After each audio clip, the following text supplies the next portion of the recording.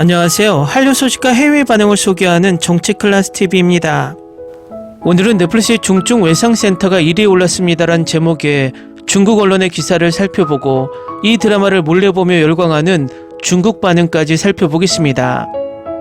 이번에도 한류 소식이 아닌 내란 사태 관련 잡소리를 좀 길게 시작하겠습니다. 매번 이야기하지만 이 잡소리가 싫으신 분들은 유튜브에는 엄청나게 많은 한류 반응 채널이 있습니다. 그쪽 채널에 가셔서 시청하시기 바랍니다. 우리가 일상을 살면서 내가 정치 역사에 대해 많이 알고 있다고 해서 모두가 정치 역사에 관심이 있다는 생각은 착각입니다. 우리 사회는 공부할 기회가 없어서 학교를 다닐 때 공부를 안 해서 여러 가지 이유로 기초적인 역사나 정치를 알지 못하는 사람이 아직도 많습니다.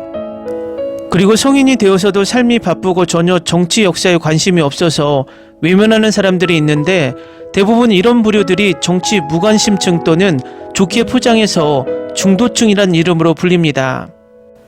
결국 자칭 중도층은 우리나라 근현대사의 역사에도 관심이 없고 현재 정치 상황도 전혀 모릅니다. 그렇기 때문에 우리나라의 20-30% 정도는 투표에 참여하지 않습니다. 그래서 이 부류들은 우리나라에서 일어난 민주주의를 파괴한 엄청난 내란 사태를 그저 정치 세력 다툼이란 양비론 선동에 쉽게 넘어갑니다.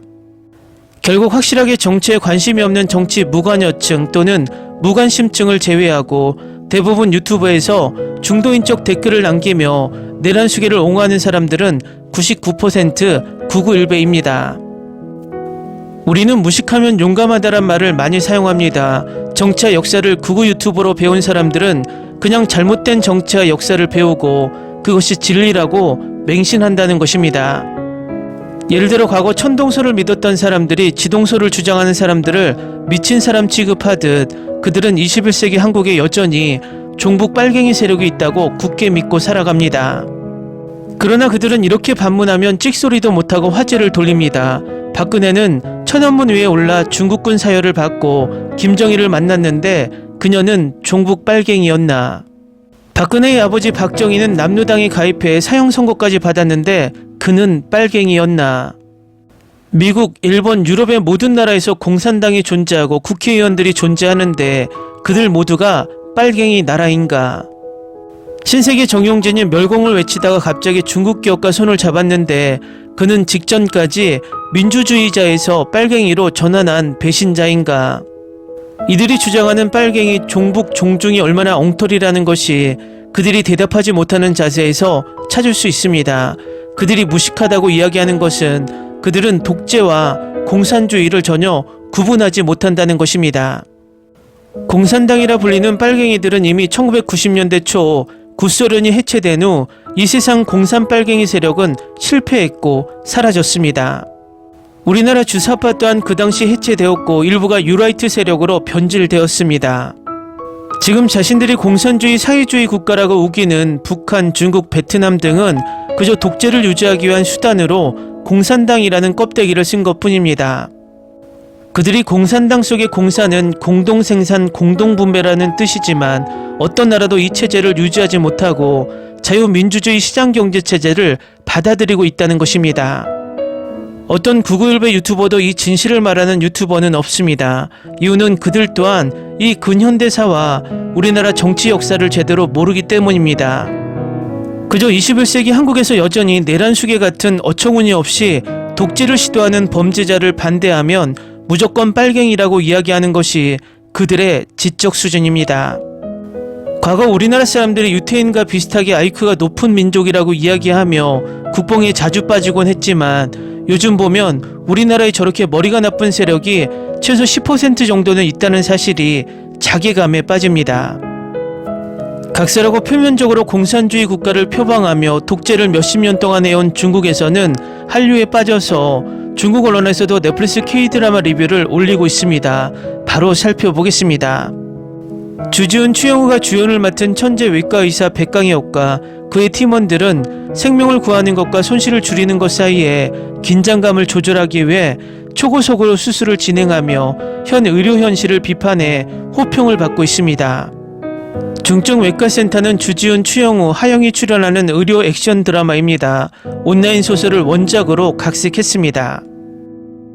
중증 외상센터는 총 8개의 에피소드, 모두 넷플릭스에서 한 번에 바로 시청 가능하며 1월 24일 첫 방영을 시작으로 이틀도 채 지나지 않아 한국 방송 순위 1위, 세계 2위를 차지했습니다.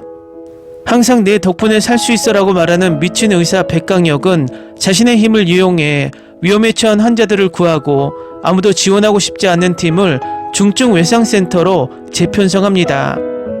캐릭터 개발, 출연진, 연기력 모두 높은 평가를 내렸으며 대부분의 시청자들은 두 번째 시즌을 간절히 원하고 있습니다. 응급 의료 인력의 만성적 부족 외에도 이 플롯은 반복적으로 생명과 돈 사이의 선택에 초점을 맞춥니다. 긴급한 응급 상황을 맞추기 위해 헬리콥터를 자주 파견해야 하며 엄청난 양의 돈을 소비하며 가장 큰 손실을 초래합니다. 병원 전체에 영향을 미치므로 예산을 대폭 삭감해야 합니다. 백강혁은 생명을 구하지 않는다면 왜 의사인가 묻습니다. 그러나 의료 에너지가 아무리 긍정적이라도 밥을 지을 쌀이 없다는 현실에 고갈될 것입니다. 구할 수 있는 생명은 놓치지 말아야 합니다. 예산 삭감으로 인해 생존할 수 있는 기회, 사고는 사람을 선택하지 않습니다. 모든 사람이 응급치료가 필요할 수 있습니다. 중증 외상센터는 정부와 대중에게 신선한 드라마 형태로 의료적 딜레마에 주의를 기울일 것을 촉구합니다. 다음은 중증 외상센터를 몰려보며 열광하는 중국 반응입니다. 넷플릭스 화질 진짜 대단하네요. 오프닝 애니메이션은 흑백색에 의사, 헬리콥터 조종사를 오가는 주지훈을 위해 특별히 제작한 것 같아요. 헬리콥터 샷은 모두 실제였고 수술 장면은 모자이크가 아니라 살과 피였습니다. 인공혈관과 인공뼈는 모두 의학 드라마에서 처음 본 것이었습니다. 확실히 주지훈과 추영호 너무 잘하셔요. 직업을 잘 표현해내는 게 한국 드라마의 특징이죠. 생명의 최전선에서 오늘도 달리고 있을 의료진에게 깊은 감사의 인사를 전합니다.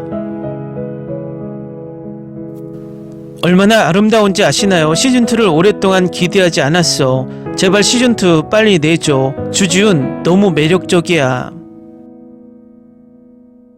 10점 만점에 10점. 새해 최고의 TV 시리즈를 보려고 늦게까지 깨어있지 않을 수 없었습니다. 짧고 간결한 이상적인 의학 드라마지만 환상적이니까 마음껏 즐겨보세요. 스토리를 잘 전달하기에 충분합니다. 정말 좋은 드라마예요. 다음 시즌이 있었으면 좋겠네요. 진지한 의학 드라마를 좋아하시는 분이라면 꼭 시청해야 할 드라마입니다. 중국 연예계의 백강혁은 어디에 있나요? 절대 연기력으로 이 한국 배우들을 흉내도 못 낼 것 같아요. 주지훈은 여전히 잘생겼고 연기력도 엄청 좋아요. 일하는 그의 자세를 보고 공감할 수 있어요. 사명감이 천천히 다가오는 걸 느껴요.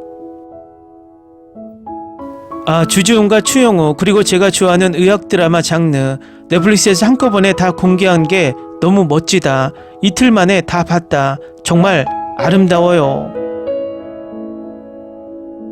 정말 좋아요. 엄청 과장된 드라마이긴 하지만 남자 주인공이 워낙 강해서 싸우고 사람을 구해내는 모습이 너무 터무니없어요. 하지만 이런 열정적이고 신나는 스토리는 절대 유행에 뒤떨어지지 않고 볼만한 가치가 있어요.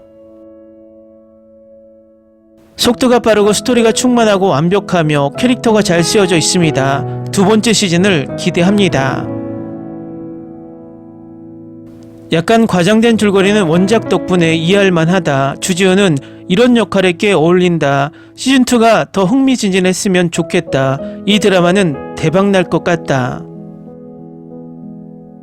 이 쇼 정말 좋아요. 백강혁 박사와 양재원 멘토가 제자로서의 관계를 보는 건 정말 재밌었습니다.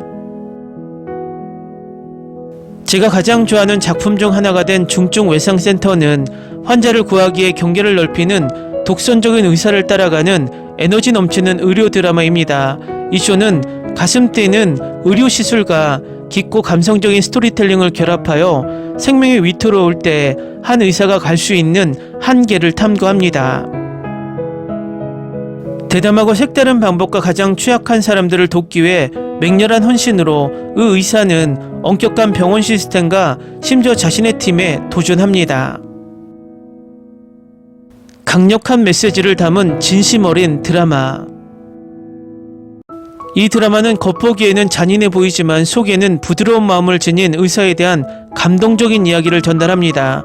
가장 감동적인 순간 중 하나는 마지막 장면에서 백 박사가 원장에게 한국대학교 병원을 선택한 이유를 밝히는 장면입니다.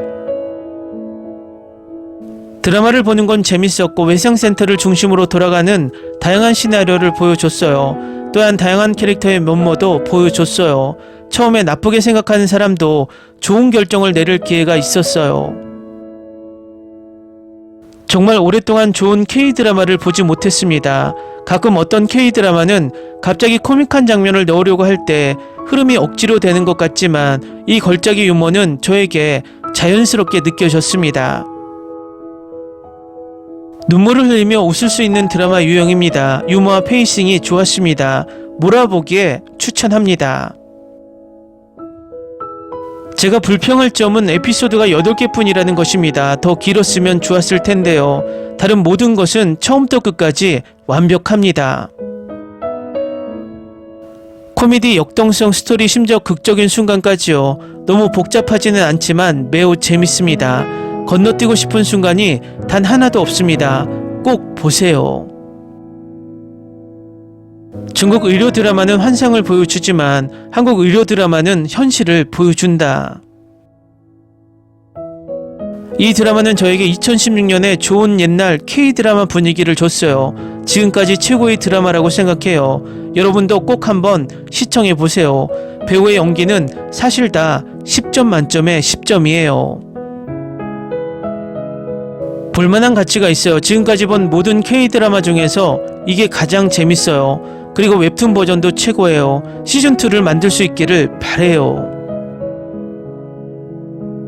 댓글 반응 잘 보셨나요? 제 생각에 중국에서 열광하는 것을 보니 이 드라마는 중국의 독재를 선전하는 애국심 코드를 잔뜩 넣고 짝퉁 외상센터가 바로 등장할 것으로 보입니다. 중국은 아직도 자국의 드라마들이 왜 해외에서 인기가 없는지 모릅니다. 그들은 무조건 드라마를 예쁘고 세련되고 화려하게만 찍으려고 노력합니다.